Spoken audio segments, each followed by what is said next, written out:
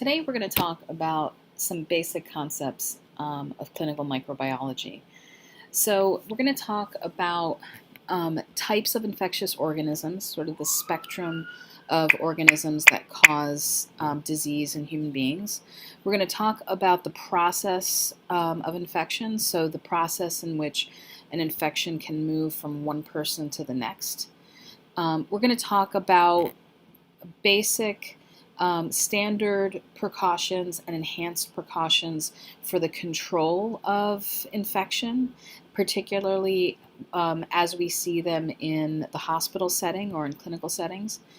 And we're going to also talk about the problem of antimicrobial resistance, where the drugs that we use to prevent infectious disease are actually becoming less and less effective because organisms are adapting to them.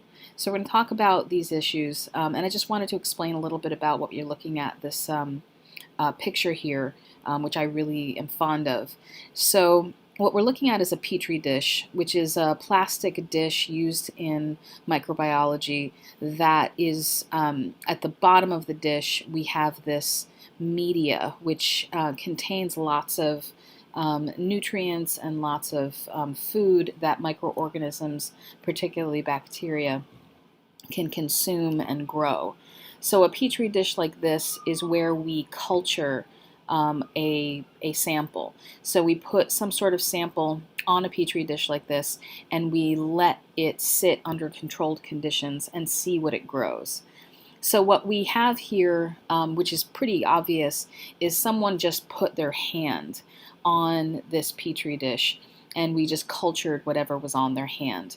And this was, I assure you, what they thought was a clean hand. It may not be freshly washed, but it was a clean hand. And you can see that there's a wide spectrum of organisms growing, right? Lots of little colonies of different colored and different shaped organisms growing just from this sort of clean hand being placed on the culture media. And it really tells us a lot about microorganisms in our environment.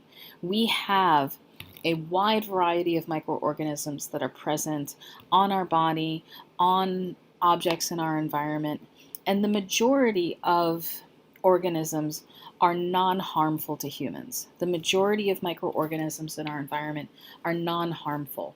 There's actually only a small spectrum of microorganisms that are what we call pathogenic. And by pathogenic, I mean able to cause disease in human beings. And it's just this small spectrum of microorganisms that are actually the focus of clinical microbiology, meaning the application or understanding of these pathogenic microorganisms in the treatment of the diseases and the prevention of the diseases that they cause. So in this slide here, what we're looking at is a table where different classes of pathogenic microorganisms are laid out. Okay, so these are different classes, and then there's some descriptions of them. So we've got the relative size, so you can see that we're going from viruses, which are the very smallest infectious microorganisms, to helminths, which are a type of parasitic worm, which are actually quite large, right, up to 10 meters, right? They can grow very, very large. And then we've got the site of reproduction, so where these microorganisms live and reproduce themselves. And some of these microorganisms live inside of our cells, right? That's where they like to occupy, that's where they're going to reproduce. And the rest, most of them, occupy the extracellular environment. Okay? So they live in things like skin and mucous membranes and other locations. And then there are some examples of diseases that fit in these classes. Okay? So as you can see, there's a wide variety of classes of pathogenic microorganisms. Generally speaking, the classes that we see most commonly include viruses. Number one, they are the most common pathogenic organisms. Bacteria, right, which tend to be the second most common pathogenic microorganisms.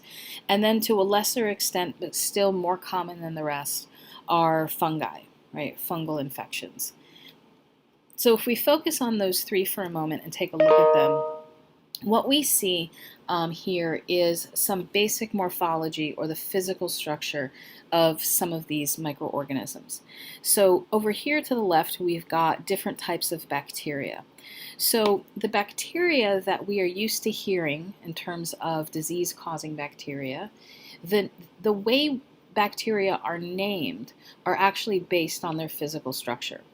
So bacteria are single-celled organisms. So they are single-cellular organisms that in their single-cell shape, they can have different basic shapes.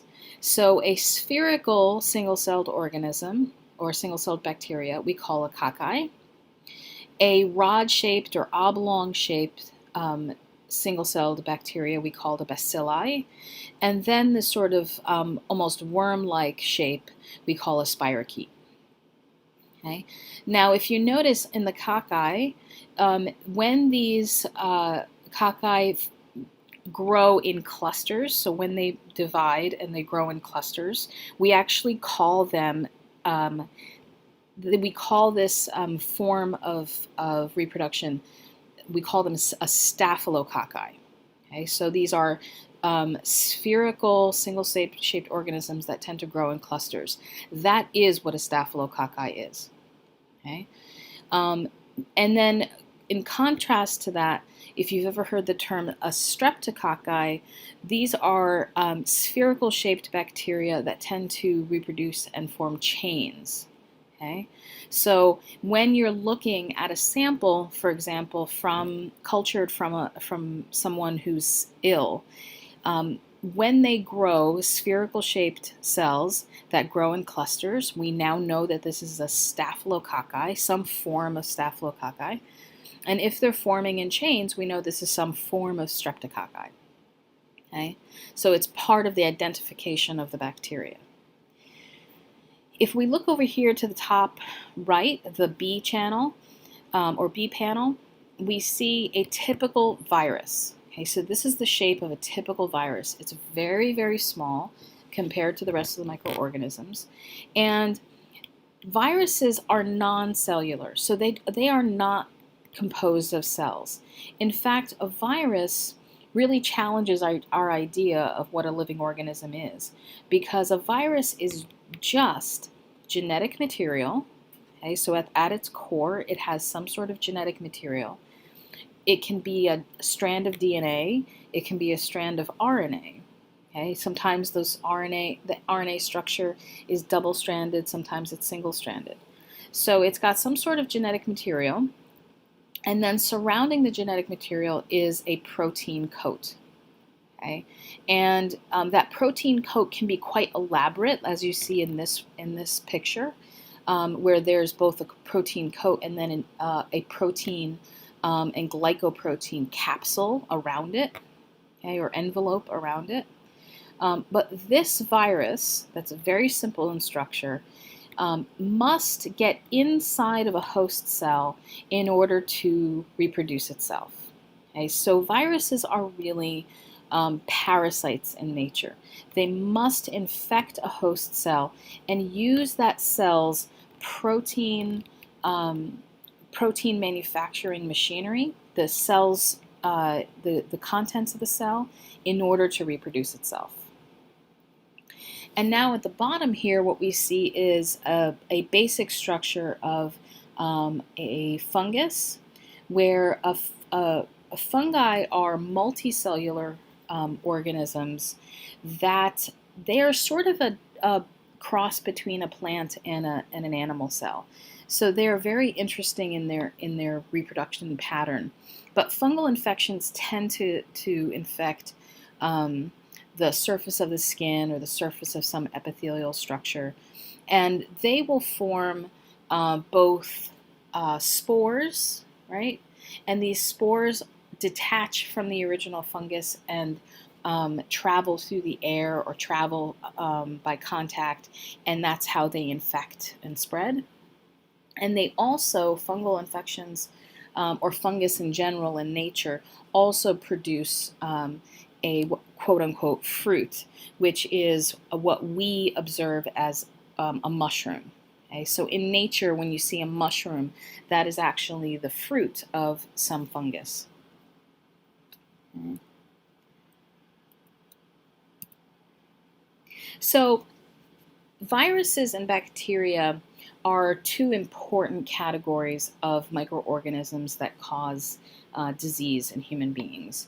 Now, with bacteria, when someone has a bacterial infection, we can go through some steps in order to identify the bacteria.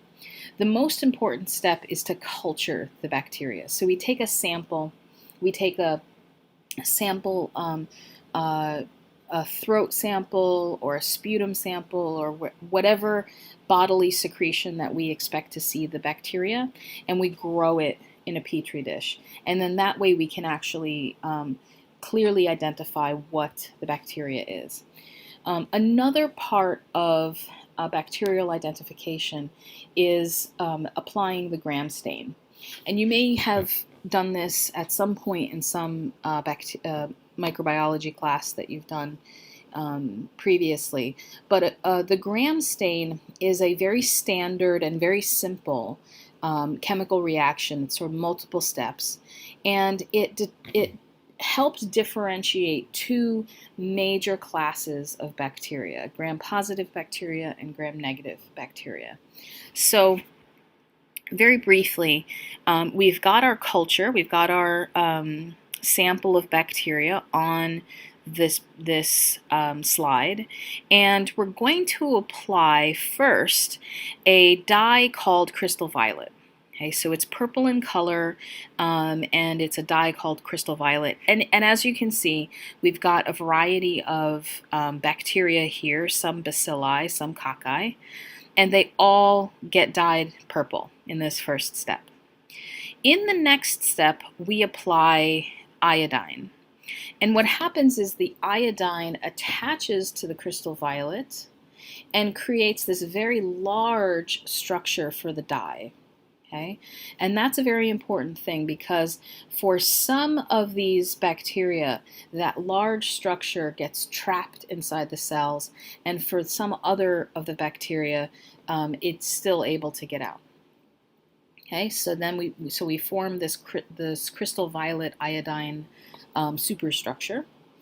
The third step is that we apply this alcohol wash. And what the alcohol does is for some of the bacteria, it removes that color. Okay? For some of the bacteria, it's going to wear away on the first layer of the cell wall, and it's going to allow that crystal violet iodine to escape. Okay? And so you can see the bacilli in this slide have been decolorized, but the cocci remain violet. Right?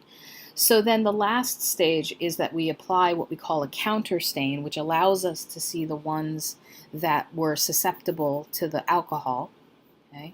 And it turns them pink. So now, after that final step with the application of the counter stain, what we clearly see are two colors that these bacteria take on. The original crystal violet, and then this saffronin pink. Okay? And the saffronin pink bacteria are what we call gram-negative, and the ones that remain crystal violet are gram-positive. So we now have identified two different kinds of bacteria. Now, what does gram-positive and gram-negative mean, and how is it significant in terms of clinical microbiology, in terms of disease? So if we take a closer look at these gram-negative versus gram-positive, okay, so the gram-negatives, remember, even though in this picture it looks purple, try to imagine it being pink, okay, because the gram-negatives were the ones that were susceptible to the alcohol and lost the crystal violet, okay. While the gram-positives were the ones that retained that crystal violet and remained purple at the end of the day. Now, if you notice, the gram-positives and the gram-negatives have very different cell membranes, structure, the outer structure of the cell. And that's exactly what we're looking at here. So both of these bacteria, if we look at the innermost part of their membrane, they have a classic plasma membrane, right, made of double layer of phospholipids and some proteins, okay? Now, the gram-positive, however, has this thick cell wall made of what we call a peptidoglycan, right? It's just a substance that forms this very thick cell wall in the gram-positives. Okay? The gram-negatives, they have a very thin layer of peptidoglycan, this very thin layer of substance making up the cell wall, and then they have an additional layer of membrane. Okay? Now, this difference, okay, is what creates this different susceptibility to the alcohol. When the alcohol is applied to these two membranes, in the gram-negative, the alcohol breaks down this outer membrane, okay, and what it does is it allows that crystal violet iodine dye to be let go. It allows that crystal violet iodine to escape. However, the alcohol can't penetrate this thick peptidoglycan wall in the gram-positive, so this cell retains the crystal violet iodine. Okay? So at the end of the stain, the gram-negatives appear pink, the gram-positives appear purple. Okay? Now, why do we care? Why is this important in terms of gram-negative and gram-positive? So most bacteria will differentiate between gram-negative and gram-positive. And in terms of treating human infectious diseases or understanding infectious diseases, gram-positive and gram-negative bacteria differ in some important ways. So if we look at the gram-positives, what we see is that there are far fewer pathogenic gram-positive bacteria. Okay? Most gram-positive bacteria are non-harmful, and there's really only a small group of gram-positive bacteria that are harmful. Okay? In addition, the gram-positives are more susceptible to an enzyme that we have in our body, particularly in saliva, called lysozyme. Lysozyme is an enzyme that breaks down that peptidoglycan wall and can destroy the gram-positive bacteria. Okay? So this lysozyme that we have in saliva, right, is effective or much more likely to kill gram-positive bacteria compared to gram-negatives. Additionally, most antibiotics will be able to attack and destroy gram-positive bacteria. So the gram-positives tend to be fewer of them are pathogenic. They are more susceptible to things like lysozyme and more susceptible to antibiotics. The gram-negatives, okay, in terms of clinical microbiology, they tend to be the bad guys. Gram-negatives, 90 to 95% of gram-negative bacteria are pathogenic. Okay? One of the reasons why gram-negatives are so disease-causing in humans is because in their outer membrane, they contain something called lipopolysaccharide. And you can see that right here, I'm pointing to it. Okay? It's this fat sugar complex that is attached to the outer membrane. It's lipopolysaccharide, LPS, also known as endotoxin. This substance, when it gets inside of our body, it activates a part of our immune system called the complement system. And the complement system triggers widespread inflammation, and it makes you feel very sick. Okay? So just to emphasize this, if I took LPS, endotoxin, without the organism at all, and I put it in your bloodstream, what you would see very quickly is the development of flu-like symptoms. Okay? So LPS, endotoxin, the outer shell of gram-negative bacteria, very strongly elicits a negative or toxic effect on our body.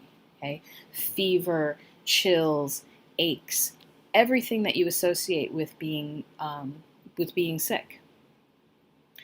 Gram-negative bacteria are also far more resistant to lysozyme. Okay? Lysozyme, which breaks down that peptidoglycan layer. The gram-negatives, their peptidoglycan, they don't have a whole lot of them, and that lysozyme really can't cross that outer membrane.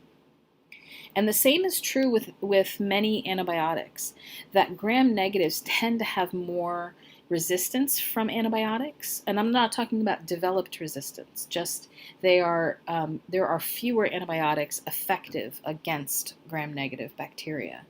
And part of that reason is because antibiotics are very water-soluble substances, and they tend to not be able to cross this outer membrane.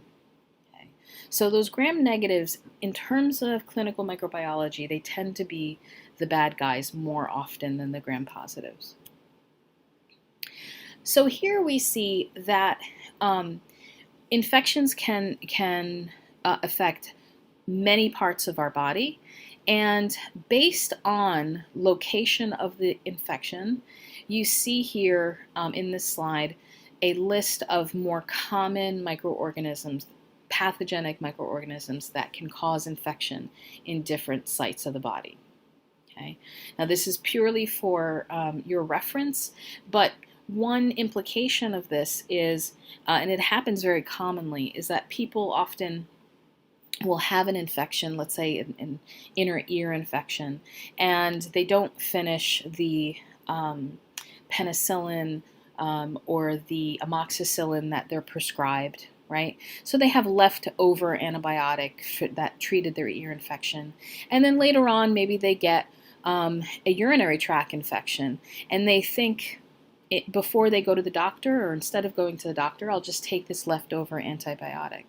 And what's very important is that practice is extremely dangerous, because the microorganisms that tend to infect things like the head and the neck are very different from microorganisms that tend to infect the lower urinary tract or other parts of the body.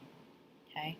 So you'll find that drugs, different antibiotics used to treat different infections often differ greatly depending on where the infection is.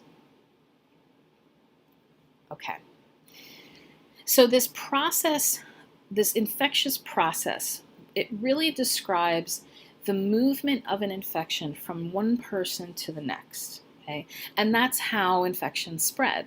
They're present in one person, and then it's transmitted to the next and transmitted to the next. Okay? Now, infectious diseases can be caused by a variety of microorganisms, as we said. Most common microorganism to cause disease are viruses. Okay? And the transmission of an infection is the requirements for an infection to be transmitted is often described as it being like a chain, where we have very specific steps that need to occur in order for an infection to move from one person to the next. So if we take a look at this analogy, the sort of chain of transmission of microorganisms, what we see is we start with a reservoir. Now, a reservoir is a organism or a place in which the microorganism prefers to live. Okay? Not where it can live, but where it prefers to live. Okay, so there are microorganisms that are very happy to live in humans. There are microorganisms that tend to live in animals, some in insects, and some even just in the soil.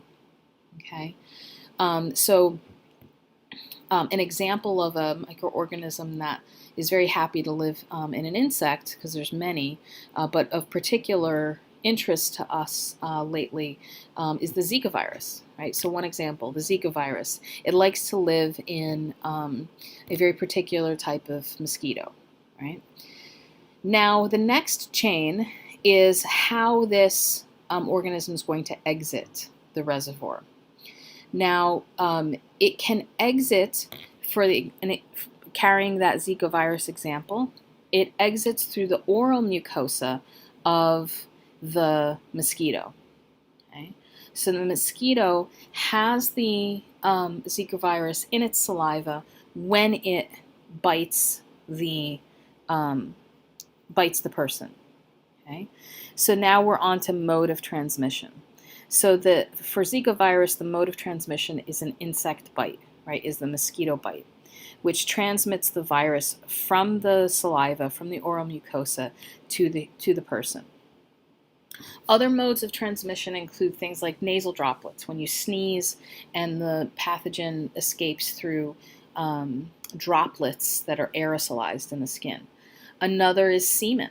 The HIV virus is found in high amounts in semen, and it can travel that way. So it then has to enter the next individual in some sort of port, right? So some port of entry. And that port of entry for our Zika example is a skin puncture from the mosquito. Okay, the skin puncture inserts that virus into the bloodstream. It can also be a port of entry. Can also be the nasal mucosa, right? Breathing in those droplets that somebody sneezed. The oral mucosa, those droplets getting in your mouth, or having a skin abrasion that allows the microorganism to directly enter. And then finally, one factor that affects this ultimate transmission is the susceptibility of the victim. So many microorganisms will be successful at transmission regardless of the susceptibility of the victim, but there are many factors that will enhance the likelihood of transmission. Things like having a victim that is malnourished, that is under-immunized, that is immune compromised. All of those things will greatly enhance the likelihood of transmission. Now, transmission of diseases, and we'll talk more about this when we talk about infection control precautions. Transmission is described in a couple of basic ways. There's what's called direct contact with body fluids, meaning you actually have to physically be in contact with it to be able to transmit the disease.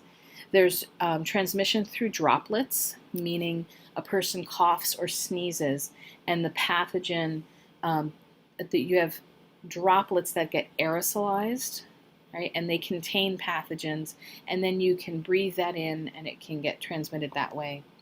And then there's also airborne transmission, which is almost a extreme version of droplet. So with airborne transmission, those droplets that got aerosolized, the pathogen is able to actually stay in the air, persist in the air for much longer periods of time, and also is able to travel long distances. So basically breathing the same air that a person infected with this particular organism is breathing increases the chance of transmission. Okay? So in terms of these different modes of transmission, obviously airborne is an airborne transmission is the most worrisome because it is most easily transmitted. So in terms of infection control, trying to break the chain of transmission, we can break the chain of transmission by breaking any one of these steps. Okay? By disconnecting any one of these steps from the next step, we can actually reduce transmission of disease. So we can destroy the reservoir. Okay, so we can make sure that mosquitoes aren't breeding. We can make sure that we get good sewage treatment that reduces mosquito proliferation. It also reduces the likelihood of contamination. Okay, so we can destroy the reservoir. We can also block the port of entry. So we can use things like masks and gloves and isolation of individuals who are sick and condom use to prevent the entry of the organism. We can also block transmission by using sterile technique, by using hand washing, by cooking food. Okay? We can also block port of entry. Again, masks, gloving, condom use, and we can reduce susceptibility of the victim, right? Good nutrition, good rest, and vaccinations, extremely important in reducing the susceptibility of the victim. Okay, so all infectious control measures in the hospital, out of the hospital, are really based on this idea of breaking the chain of transmission at optimally all of these steps. Okay, so in a hospital setting, basic infection control procedures are described as infection control precautions. And as you can see in this visual, the precautions really start off with the basic precautions that we call universal or standard precautions, and then they get more and more enhanced. Okay, they get more and more enhanced depending on the particular disease and the pattern of transmission that the organism has for that disease. So standard precaution, but what's very important when in terms of understanding these precautions is that standard precautions are expected under all circumstances. So you notice that standard precautions is the first step. Okay? We can, no matter what else we're doing, we cannot ignore standard precautions. Everything builds on standard precautions. Okay? The next step is what we call contact precautions. And contact precautions are used when someone has a known disease that is transmissible through direct contact with bodily fluids. Okay? The next step is droplet precautions, where someone has a known disease that is transmissible through aerosolized droplets from things like sneezing and coughing. Okay? And then the most enhanced or the highest level of precaution is airborne precautions, where someone has a known disease that is transmissible through airborne transmission. Okay? So standard precautions prevail throughout, and then basically we're adding other layers to standard precautions depending on the microorganism and the pattern of transmission. So standard precautions. The idea is we are assuming that every person we come in contact with is potentially infected or colonized with an organism, and that it can be transmitted. So we just assume everyone has an infectious disease, and we take very standard precautions to prevent the spread. Okay? And there's two key components to standard precautions. Number one, most important, nothing else works unless you have good hand hygiene. Okay? So avoiding unnecessary touching of surfaces or unnecessary touching of patients, and performing good hand hygiene, meaning frequent washing of hands with soap and water, or at the very least with alcohol or hand sanitizer. Okay. So hand hygiene is the first and foremost step for all infection control. Additionally, we have the use of what we call PPE, or personal protection equipment, and they include things like gloves, gowns, mouth, nose, and eye protection. So under standard precautions, we are using gloves if we're going to come in contact, our hands are going to come in contact with blood or any bodily fluids. Okay, whether we're assuming everyone has the disease that's transmissible, so if we're going to come in contact with blood or bodily fluids, we're going to use gloves always.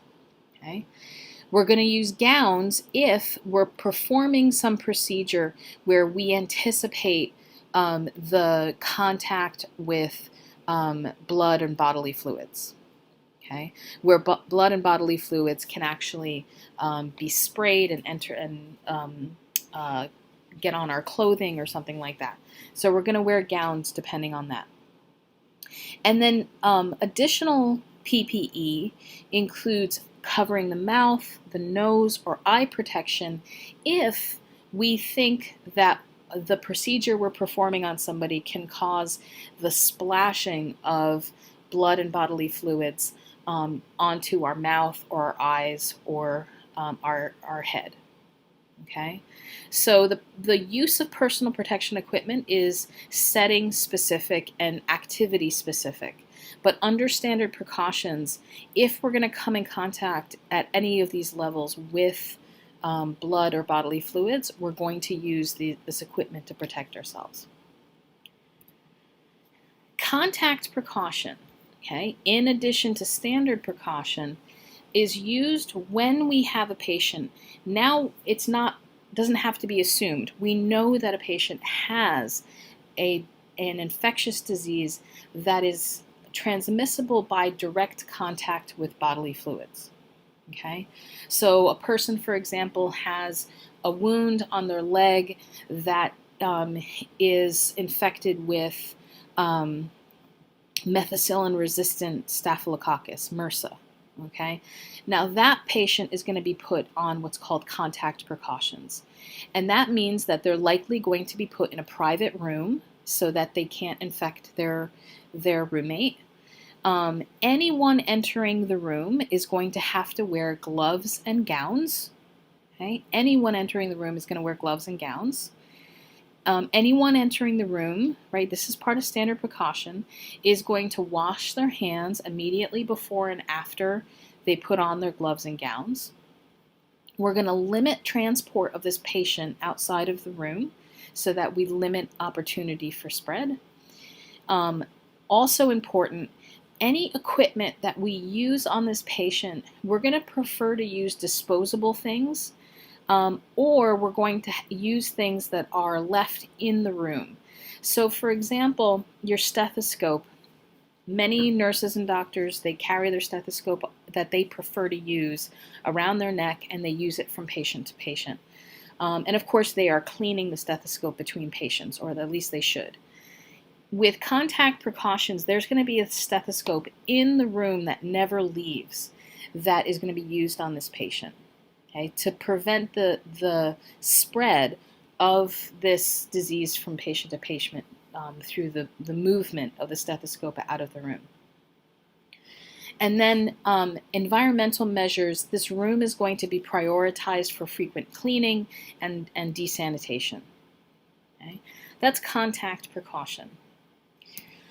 One step up from contact precaution, and it piggybacks on contact precaution, is droplet precaution.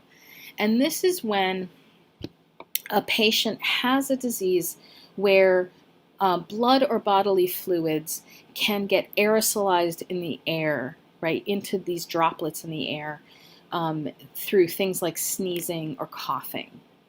Okay? And so with droplet precaution, in addition to standard precaution, and really in addition to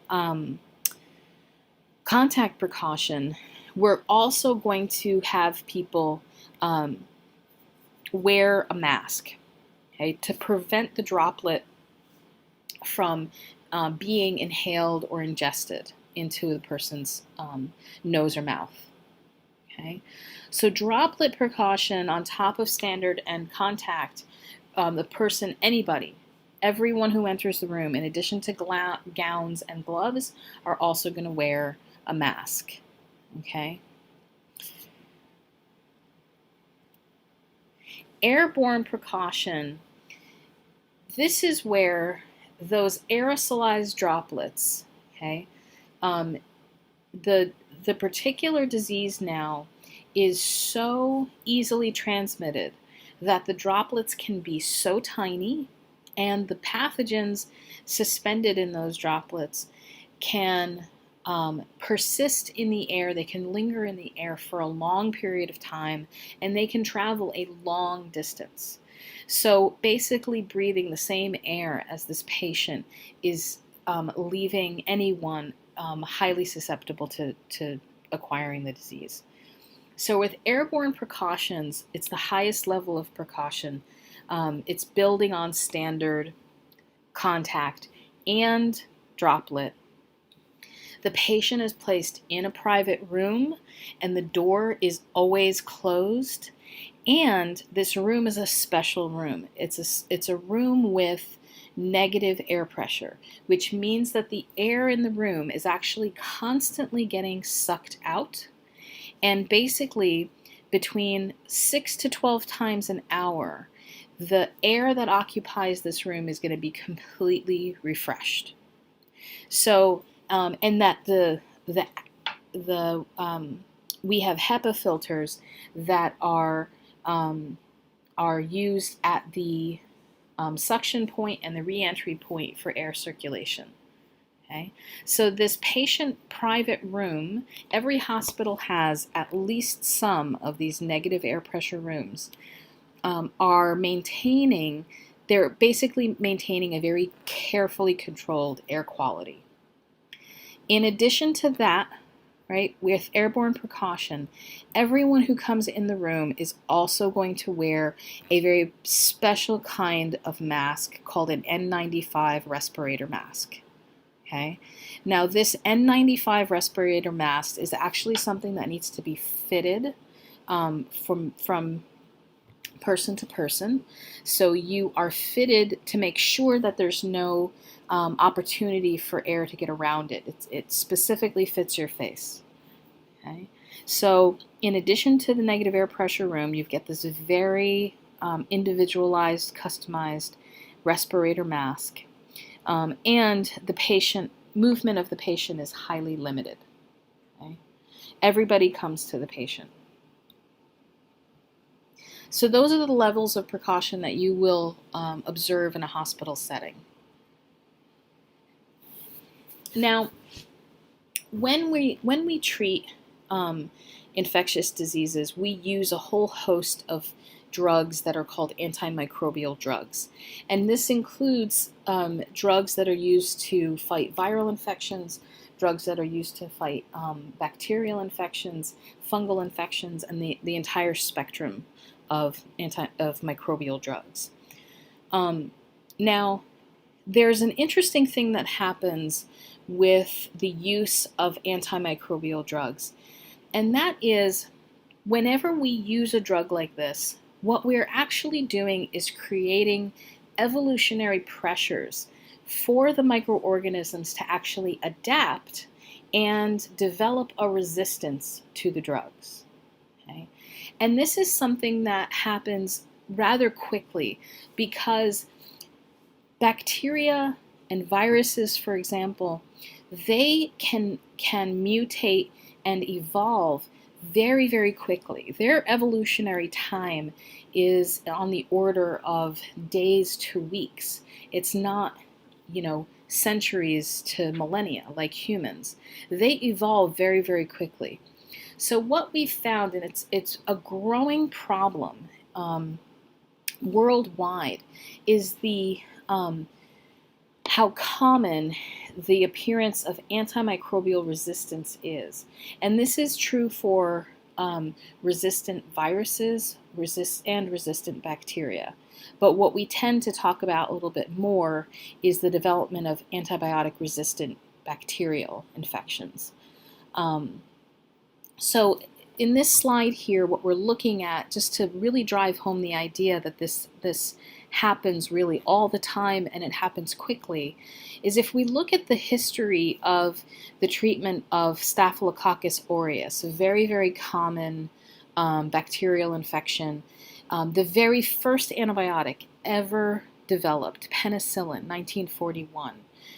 Within a year of the development or introduction of penicillin, we first started to see penicillin-resistant Staphylococcus aureus. Okay, and then the different generation of drugs that were developed subsequent to penicillin to fight Staphylococcus aureus, streptomycin, tetracycline, erythromycin, gentamicin, methicillin, right? They were all introduced at later dates from 1941. And within a couple of years of their introduction, we first started to see resistance to those drugs. So resistance develops quickly, and it develops nearly universally, okay? And that really presents a problem. But what we definitely know is that the more we use an antibiotic, so the more overuse and inappropriate use of an antibiotic there is, the faster and more widespread the development of antibiotic resistance there is.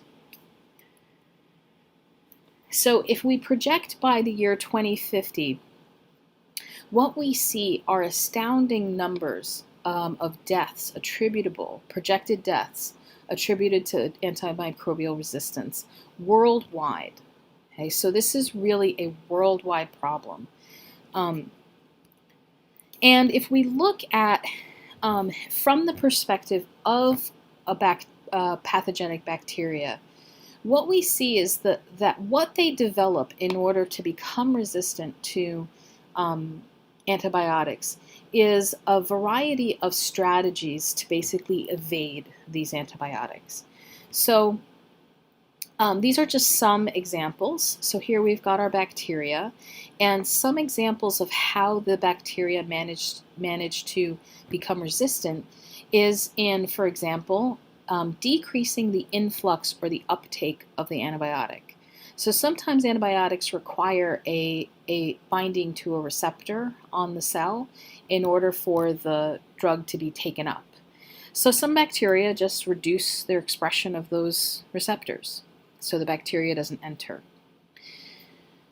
Another very common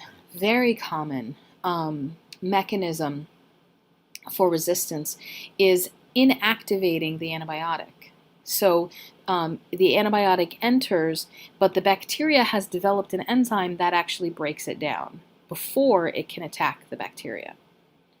Okay? So the bacteria develops, there's a gene that mutates, and it develops this gene that can code for an enzyme that breaks down the bacteria. Okay? Sometimes bacteria will just, as the antibiotic enters, it will just push the antibiotic out, right? It's a process called efflux. Okay?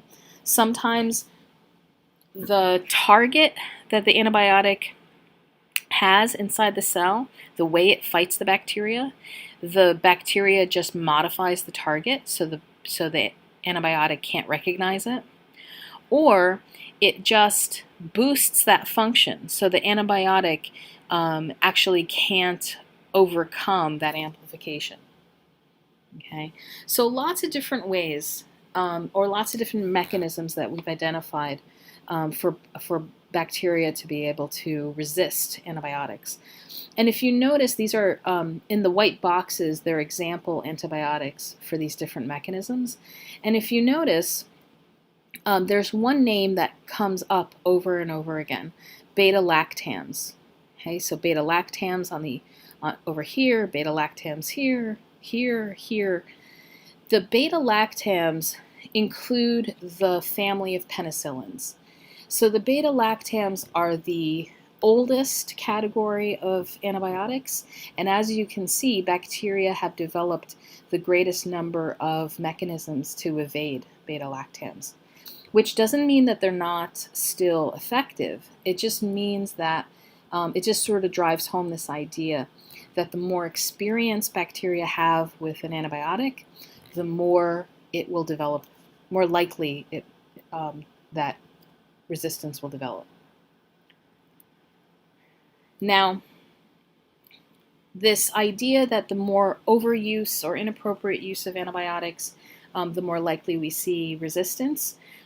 We normally actually think about this in terms of clinical practice. We think about it in terms of medicine, that when you are sick and you go to the doctor and you insist on getting antibiotics, even though you have a viral infection and the antibiotics can't fight that viral infection. So that does increase the likelihood of resistance. However, if we really are honest and we look at the annual estimated antibiotic use in just our country, okay, what we find, the red piece of this pie is all antibiotic use in humans. And then the blue piece, which is the vast majority of this pie, is antibiotic use in livestock.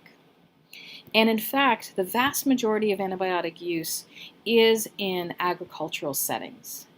So, and it's not even always to treat ill animals. There's actually many, many examples of the use of antibiotics on animals that are not ill, right? They're used for prophylactic reasons, to prevent infection, to enhance the likelihood that animals will be able to be transported in a healthy way.